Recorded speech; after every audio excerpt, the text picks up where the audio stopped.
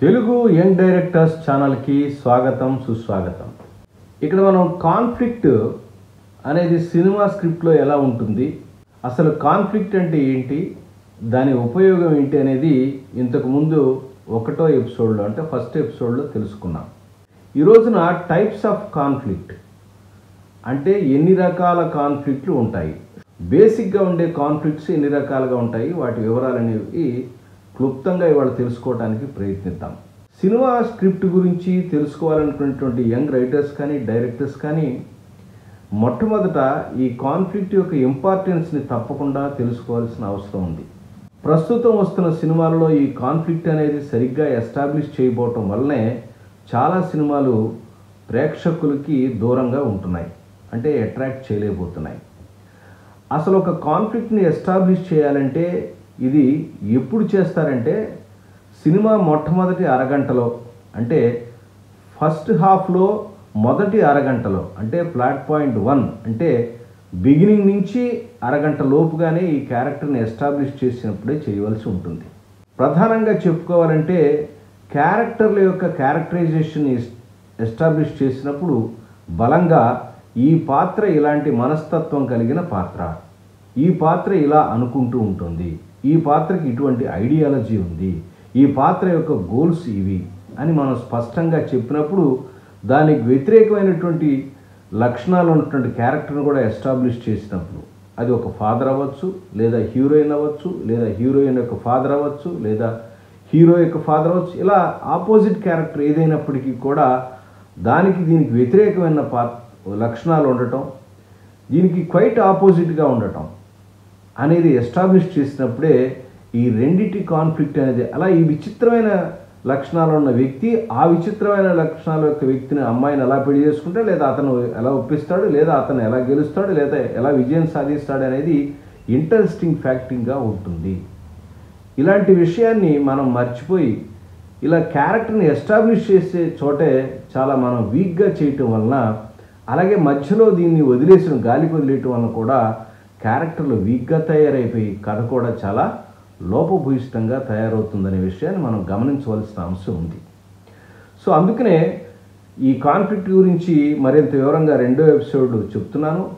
Next రాబోయే మూడో ఎపిసోడ్లో కూడా కాన్ఫ్లిక్ట్ని స్క్రిప్ట్లో ఎలా క్రియేట్ చేయాలనే విషయం చెప్తాను.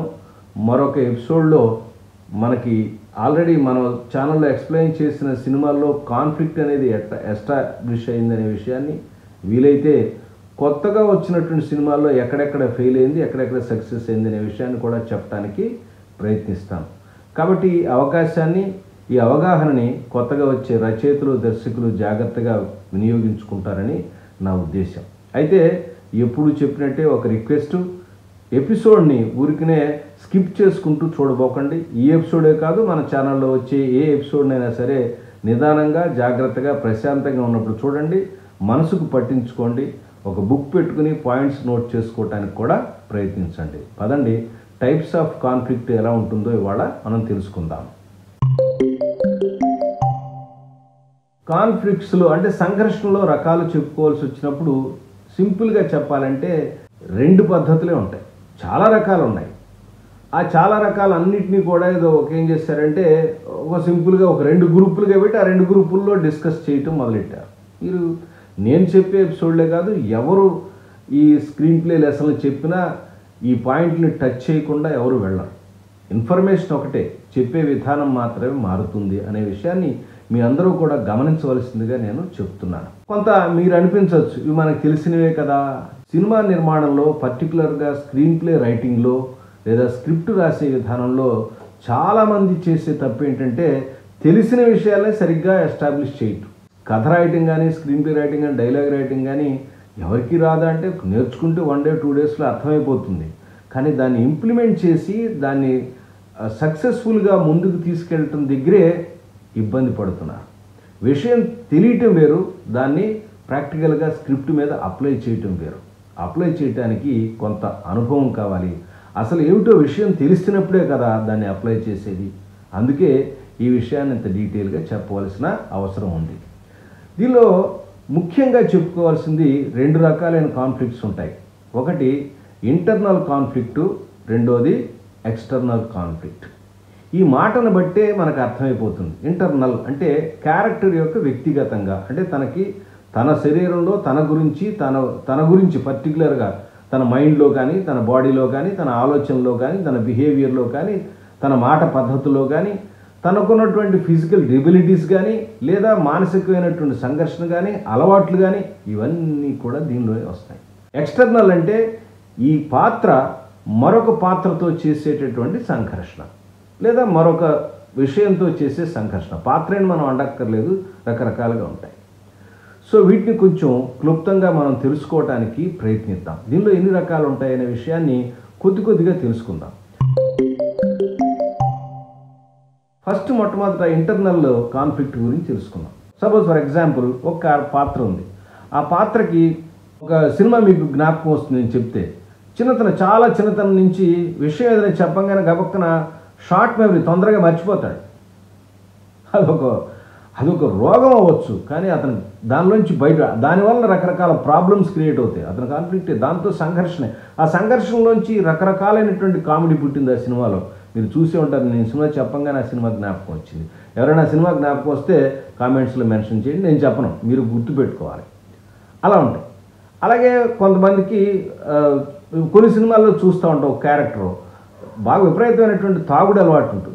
ఆ తాగుడు అలవాటు వల్ల అతనికి చేసినటువంటి ఒక చిన్న మిస్టేక్ వల్ల ప్రాబ్లం వచ్చి అక్కడి నుంచి ప్రాబ్లంలో ఇరుక్కుంటాడు. ఈ మధ్య కూడా ఒక సినిమా వచ్చింది. ఒక క్యారెక్టర్ బాగా విపరీతమైన తాగుడు అలవాటు ఉంటుంది, పెద్ద డబ్బులు ఉన్నటువంటి క్యారెక్టరే. ఆ తర్వాత ఎక్కడో వేరే స్టేట్లో చదువుకోవడానికి వెళ్తాడు. వెళ్ళగానే అక్కడికి అతనికి తాగి ఉన్న మత్తులో అది బాగా ఎక్కువ తాగి అవతల పార్టీ వాళ్ళు చేసేసి పడిపోతారు. అప్పుడు ఒక అమ్మాయి వచ్చి అతని నోట్లో ఊతుంది, లేస్తుంది. ఆ తర్వాత అక్కడ ఆ మత్తులో చేస్తాడు. ఆ తర్వాత అమ్మాయికి ఏదో పెద్ద సమస్య ఉందని తెలిసిపోయి అక్కడి నుంచి వాడు కంగారు పడుతూ ఉంటాడు. సో కాన్ఫ్లిక్ట్ ఎన్ని రకాలుగా ఉన్నప్పటికీ కూడా ఇంటర్నల్గా తనలో తానుకున్నటువంటి కాన్ఫ్లిక్ట్నే ఇంటర్నల్ కాన్ఫ్లిక్ట్ అని అంటారు. తనను తాను సంఘర్షించుకుంటాడు దానిలోంచి బయటపడటానికి. ఒక సందర్భంలో మనం అనుకుంటే అపరిచితుల్లాగా అనుకుంటాం. తనలో మల్టిపుల్ పర్సనాలిటీస్ ఉండి కూడా ఆ పర్సనాలిటీస్ కూడా సంఘర్షిస్తూ ఉంటుంది పాత్ర.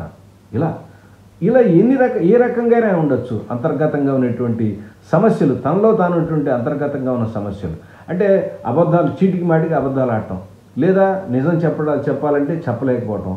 తర్వాత తను ఇచ్చినట్టు మాట మీద తప్పకుండా నేను అని ప్రామిస్ చేస్తాడు. తర్వాత ఆ ప్రామిస్ మీద నిలబడలేకపోవటం, ప్రామిస్ మీద నిలబడటం కోసం రకరకాల ప్రయత్నాలు చేయటం, కష్టాలు పడటం, ఇవన్నీ కూడా ఇంటర్నల్ కాన్ఫ్లిక్ట్స్ కిందే ఉంటాయి. నేను ఇవన్నీ సింపుల్గా అవగాహన కోసం, లోతుగా వెళ్ళి ఇబ్బంది పెట్టి కన్ఫ్యూజ్ చేయదలుచుకోలేదు, సింపుల్గా చెప్పడం కోసమే చెప్పాను.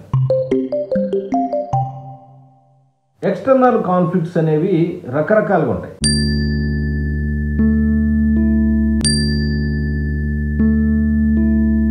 అంటే ఒక పాత్ర ఉంటుంది మరొక పాత్రతో. అంటే ఆ పాత్ర కేవలం విలనే అవ్వాలనుకోబోకండి. అంటే ఆపోజిట్ క్యారెక్టర్ ప్రోటోగనిస్ట్, యాంటగనిస్ట్ అంటే సినిమాలో బాగా తనకి హీరోకి డ్యామేజ్ చేసే విలాన్ని అవ్వాలనే కాదు. ఈ పాత్రకి ఎదురుగా నిలబడే ఆపోజిట్ పాత్ర అని మాత్రం అర్థం చేసుకోండి. ప్రధాన పాత్ర దానికి యాగ్నెస్ట్గా ఉన్న పాత్ర. అంటే ఇది ఒక ఐడియాలజీ ఉంటే ఆ ఐడియాలజీ తప్పుకోవాలి. ఇది సింపుల్గా ఈ మధ్య వచ్చిన సినిమాలో చెప్పాలంటే, ఒక కుర్రాడు బీటెక్ పాస్ అవ్వలేక ఏదో చాలా ఇబ్బందులు పడుతుంటాడు, ప్రేమలో వెళ్తుంటాడు. వాడిని ఎట్లాగైనా బీటెక్లో పాస్ చేయించి గొప్పవాడిని చేయాలంటే కరప్టెడ్ ఫాదర్ ప్రయత్నిస్తూ ఉంటాడు. వీళ్ళిద్దరి మధ్య కాన్ఫ్లిక్ట్. ఆ సినిమా సూపర్ హిట్ అయింది. చాలా చిన్న సినిమా వచ్చి కూడా అద్భుతమైనటువంటి హిట్ అయింది. కాన్ఫ్లిక్ట్ అనేది బాగా ఎస్టాబ్లిష్ అయ్యి దానిలో వర్కౌట్ అయితే, దాని మీదే కనుక సినిమా వెళ్తే మాత్రం అద్భుతంగా ఆడుతుంది అనడానికి బోల్డ్ ఉదాహరణలు ఉన్నాయి. బోల్డ్ మనం చాలా సినిమాల్లో మనం ఐడెంటిఫై చేస్తే అర్థమవుతుంటుంది. అంటే క్యారెక్టర్కి మధ్య, అంటే ఒక మనిషికి మరొక మనిషికి మధ్య, ఇది ఒక రకమైన కాన్ఫ్లిక్ట్, ఎక్స్టర్నల్ కాన్ఫ్లిక్ట్. అలాగే పాత్ర సంఘంతో సంఘర్షిస్తూ ఉంటుంది. సంఘంతో సంఘర్షించడం అంటే, సంఘం అంటే సొసైటీ సంఘర్షిస్తాం. సొసైటీతో ఎలా సంఘర్షిస్తుంది? అది పెట్టిన రూల్స్ అండ్ రెగ్యులేషన్స్. అలాగే లా అంటే చట్టపరమైనటువంటి చట్టాలు, రకరకాల చట్టాలు. తర్వాత రకరకాల సమాజంలో ఉన్న నమ్మకాలు, లేదా ఒక గ్రూప్లో ఏదో ఒక గ్రూప్ ఉంది, ఆ గ్రూపు నమ్మకాలు ఇవి. ఆ గ్రూప్ నమ్మకాన్ని దాటితే మీకు శిక్ష ఉంటుంది, నువ్వు ఉండటానికి వీల్లేదు, మా గ్రూప్ అమ్మాయిని పెళ్లి చేసుకుని అదే మా గ్రూప్లో రావడానికి వీల్లేదు. ఇవన్నీ కూడా ఒక గ్రూప్కి మరొక గ్రూప్కి మధ్య ఉన్నటువంటి కాన్ఫ్లిక్ట్. ఒక వ్యక్తికి తన సంఘాన్ని, తను బతుకుతున్నటువంటి గ్రూప్కి లేదా సొసైటీకి మధ్య ఉన్నటువంటి ప్రాబ్లం. తన సొసైటీలో ఉన్న లాస్ కొన్ని ఉంటాయి, దాన్ని అగెనెస్ట్గా వెళ్ళి ఇతను చేయలేడు, అతనే అవే ఇతని సక్సెస్కి ప్రాబ్లం అవుతూ ఉంటాయి. లేదా కొన్ని నమ్మకాలు ఉంటాయి, ఈ నమ్మకాలు అనేవి అతన్ని ఇబ్బంది పెడతా ఉంటాయి. ఇలాంటివన్నీ కూడా సొసైటీతో సంఘర్షించడం. అలాగే ఇతను చాలా నీతిపరుడిగా ఉందాం అనుకుంటాడు, కరప్టెడ్ సొసైటీ ఉంటుంది, అందరూ పచ్చి దొంగలు ఉంటారు, వాళ్ళు వచ్చి ఇతన్ని రకరకాల ఇబ్బందులు పెడతా ఉంటారు. ఇతను చాలా సిన్సియర్గా తన వర్క్లో తను వెళ్ళిపోతూ ఉంటాడు, కానీ అక్కడికి ఏదో ఆబ్స్టికల్ క్రియేట్ చేసి ఒక చిన్న ప్రాబ్లంలు ఎత్తుకుంటే అక్కడందరూ corrupted people, corrupted police people, రకరకాల వర్గాలు ఉండి ఇతనికి ప్రాబ్లమ్స్ క్రియేట్ చేస్తూ ఉంటాయి. సో పాత్ర సంఘంలో ఉన్నటువంటి దుష్ట శక్తులతో, దుష్ట వ్యక్తులతో కూడా సంఘర్షిస్తూ ఉంటుంది. ఇది కూడా కాన్ఫ్లిక్టే. మరొకటి చెప్పుకోవాలంటే టెక్నాలజీ మీరు చెప్పుకోవాలంటే మధ్యకాలంలో వచ్చిన చాలా పాపులర్ సినిమాల్లో వచ్చింది రోబో సినిమా ఉంటుంది. రోబో సినిమా దానిలో 2 పాత్రలు ఉంటాయి. ఒకటేమో ఇద్దరు సైంటిస్టులే, ఒక సైంటిస్ట్ అద్భుతం చేసి మనిషికి తన తోడుగా మరొక మరబొమ్మను తయారు చేసి ప్రపంచానికి ఒక మంచి చేద్దాం అనుకుంటాడు, అంటే పని చేసుకోలేని వాళ్ళకి ఉపయోగపడేట్టుగా రోబో తయారు చేద్దాం అనుకుంటాడు. దానికి ఉన్న అపరిమితమైన శక్తులను ఉపయోగించి ప్రపంచంలోని మొత్తాన్ని తన గుప్పిట్లో పెట్టుకోవాలనుకుంటాడు మరొక శక్తి. చూడండి, ఇక్కడ టెక్నాలజీ ఇచ్చినటువంటి పరిస్థితులు అవి వాటి మధ్య సంఘర్షణని క్రియేట్ చేసుకొచ్చాయి. ఇది టెక్నాలజీ మధ్య. ప్రకృతి శక్తులతో కూడా సంఘర్షిస్తాయి. ప్రకృతిలో ఉన్న శక్తులు పంచభూతాలతో అవ్వచ్చు, లేదా రకరకాల ప్రకృతి విషయాలు, ప్రకృతి విలయంలో అవ్వచ్చు, లేదా ప్రకృతి నుంచి రకరకాలు వచ్చినటువంటి విపత్తుల నుంచి కూడా అవ్వచ్చు, లేదా తనే ఒక ప్రకృతిలో పడవచ్చు. ఒకనొక సినిమా, పాత సినిమా మీరు చూస్తూ ఉంటే జ్ఞాపకం వస్తుంది, మోసగాడైన సినిమా వస్తుంది. దానిలో హీరో విలన్ తీసుకెళ్ళి ఒక థార్ ఎడారిలో పడేస్తారు. అక్కడ విపరీతమైనటువంటి ఇసుక తుఫాన్లు, వేడి, విపరీతం, ఇంకా ఆ దానిలో పడితే చచ్చిపోవటమే. దాని నుంచి పోరాడి దాన్ని బయటకు వస్తాడు హీరో. సో కాన్ఫ్లిక్ట్ అనేది చాలా బాగా ఎస్టాబ్లిష్ చేస్తాడు. చాలా అద్భుతంగా పాత సినిమాల్లో మనం అబ్జర్వ్ చేసినట్టయితే చాలా అద్భుతంగా మనకి ఎస్టాబ్లిష్ చేస్తాడు. ప్రకృతి శక్తులతో కూడా పడుతుంటాడు. సక్సెస్ సాధించాలనుకునే దానికి ధర్మని ఏదో ఒక రకమైన ప్రకృతి పంచభూతాలు ఏదో ఒకటి వచ్చి దాన్ని ఆ ప్రాబ్లం క్రియేట్ చేసి దాని నుంచి మొత్తం అతలాకుతలం అవుతుంది వాడి జీవితం. అలాగే విధితో కూడా ఆడతాడు. ఎప్పటికప్పుడు విధి వ్యతిరేకంగా ప్రైవేట్ చేస్తుంది, అంటే ఫేట్ అది కూడా వ్యతిరేకంగా పనిచేస్తుంది. తనకు వ్యతిరేకంగా పనిచేస్తున్నటువంటి విధికి కూడా పోరాడుతూ ఉంటాడు, సక్సెస్ కావాలని కూడా ప్రయత్నిస్తూ ఉంటాడు. సో దైవిక శక్తుల విషయాలతో కూడా, స్పిరిట్స్తో కూడా ఒకసారి పోరాడుతూ ఉంటాడు. కొన్ని శక్తులు ఉంటాయి, అవే మనం ఇప్పుడు అనుకున్నది నేచర్లో ఉన్నటువంటి ఫోర్సెస్తో. మనం పాతాళ భైరవ సినిమాలో చూసినట్టే పాతాళ భైరవుడు ఒక శక్తి. ఆ శక్తిని తీసుకుని పాజిటివ్గా ఉపయోగించుకోవాలని హీరో అనుకుంటాడు, వాటిని మొత్తం తీసుకుని ప్రపంచం అంతా పెట్టుకోవాలంటే ఈయన విలన్ అనుకుంటూ ఉంటాడు. చూడండి, ఇద్దరు కూడా ఆ శక్తిని సాధించాలనే, ఆ శక్తిని సంపాదించడం కోసం వీళ్ళ మధ్య కాన్ఫ్లిక్ట్. ఇద్దరికీ కావాల్సింది పాతాళ భైరవి. ఒక ఆయన పాజిటివ్గా ఉపయోగిస్తాడు, ఒక ఆయన నెగిటివ్గా ఉపయోగిస్తాడు. ఇద్దరు కొట్టుకుంటాడు దాని గురించి. దేని గురించి? పాతాళ భైరవిని సొంతం చేసుకోవడానికి కొట్టుకుంటుంటారు. పాతాళ భైరవి వస్తే ఏం చేస్తాం అనుకుంటాడు, హీరోయిన్ పెళ్లి చేసుకుందాం నేను అనుకుంటాడు. సింపుల్గా రాజుగారికి మెప్పించి హీరోయిన్ పెళ్లి చేసుకుని మంచి రాజ్యాన్ని ఇచ్చి ప్రజలకి అందరికీ సౌఖ్యంగా తన వాళ్ళందరికీ ఇద్దాం అనుకుంటాడు. ఆయన అనుకుంటాడు ప్రపంచాన్ని మొత్తం గుప్పెట్లో పెట్టుకుని తన ఇష్టాన్ని భోగం అనుభవిద్దాం అనుకుంటాడు ఆయన. ఇంత తేడా ఉంటుంది. ఈ కాన్ఫ్లిక్టే మనకి జనరంజకంగా సబ్జెక్ట్ అనిపిస్తూ ఉంటుంది.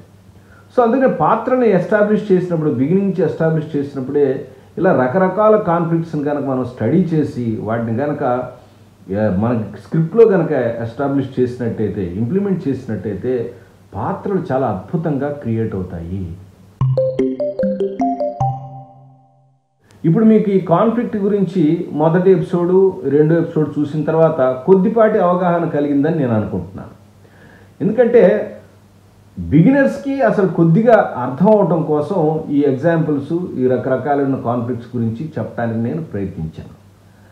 తర్వాత అసలు కాన్ఫ్లిక్ట్ని ఎట్లా డెవలప్ చేస్తారు కథలో, ఎలా ఇంప్లిమెంట్ చేస్తారనేది ఏదైనా ఎగ్జాంపుల్ తీసుకుని కనుక చెప్పినట్టయితే మరింత అద్భుతంగా ఉంటుందనే విషయాన్ని నేను గమనించాను. కాబట్టి ఇంకొంచెం విపులంగా నెక్స్ట్ ఎపిసోడ్లో చెప్పడానికి ప్రయత్నిస్తాను. నేను ఊరికే ఒక పెద్ద ఎపిసోడ్ తయారు చేస్తే, ఒక 20 నిమిషాల ఎపిసోడ్ తయారు చేస్తే మీరు అలా స్కిప్ చేసి సరిగ్గా చూడలేదు. మళ్ళీ వెంటనే నాకు కామెంట్స్ పెడుతున్నారు, సార్ అసలు కాన్ఫ్లిక్ట్ అంటే ఏంటి, లేదా ఇంకోటి ఏంటి అడుగుతుంటారు. యూట్యూబ్ వీడియోస్ కాబట్టి దానికి కొన్ని పరిమితులు ఉంటాయి, కాబట్టి కొంతవరకే నేను చెప్పగలుగుతున్నాను. మ్యాక్సిమము మీకు అర్థమయ్యేటట్టు చెప్పడానికి ప్రయత్నించాను నేను అనుకుంటున్నాను. ఇంకా మీకేనా అర్థం కాకపోయినట్టయితే సింపుల్గా మెన్షన్ చేయండి. నెక్స్ట్ ఎపిసోడ్లో దాన్ని కూడా యాడ్ చేసి చెప్పడానికి ప్రయత్నిస్తాను. నెక్స్ట్ ఎపిసోడ్లో తప్పకుండా ఈ కాన్ఫ్లిక్ట్ని స్క్రిప్ట్లో ఎలా ఉపయోగించాలి, ఎలా ఉపయోగించి రాయాలనే విషయాన్ని ఎక్స్ప్లెయిన్ చేయడానికి ప్రయత్నిస్తాను. అప్పటిదాకా నమస్కారం.